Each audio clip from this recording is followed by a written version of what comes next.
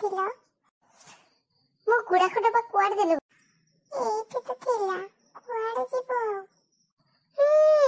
ଯାଉ ତ ମୁହଁ ପୁଣି କେମିତି କଥା କହୁଛି ଦେଖ। କୋଉ ବେଳରେ ଏଟାକୁ ବୋହୁ କରି ଆଣିଲି, ଆଜି ଯାଇ କେ ଜାଣେ ସମ୍ପତ୍ତି ବୋଲି ତ କିଛି ଆଣିଲା ନାହିଁ। छी ମୋ ଫଟା କପାଳ, छी छी छी छी।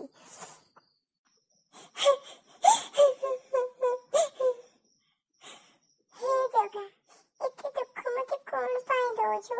ମୁଁ କଣ ଏତେ ହତଭାଗିନୀଟେ? ଆଲୋ ଏ ସୁକାନ୍ତି, ସୁକାନ୍ତି।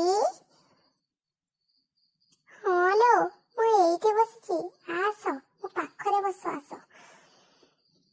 ଆଉ ତୋ ବୋହୁ କେମିତି କିଲୋ?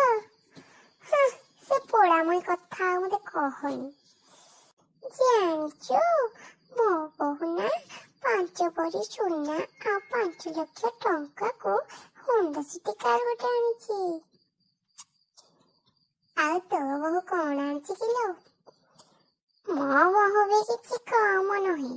ମୋ ବୋହୁ 7 ଭରି ସୁନା ସାଙ୍ଗକୁ 4 ଲକ୍ଷ ଟଙ୍କା ଆଉ ବେଲୁନ କାର ଆଣିଛି।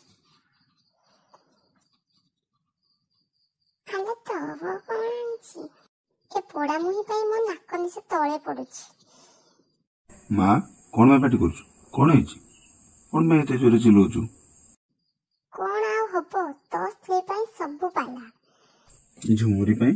ଝୁମୁରି କଣ କଲା ରେ ତୁ ଏମିତି କହୁଛୁ? ମୁଁ କିଛି ସୁନା ଗହଣା ଓ ଟଙ୍କା ପଇସା ଆଣିନି ବୋଲି ମା ମତେ କହୁଛନ୍ତି। ଝୁମୁରି, তুমি ମା ନାଁରେ ଏମିତି କଣ କହୁଛ? ମା ତୁ କହ, ଝୁମୁରି ଯାହା କହୁଛି କଣ ଠିକ?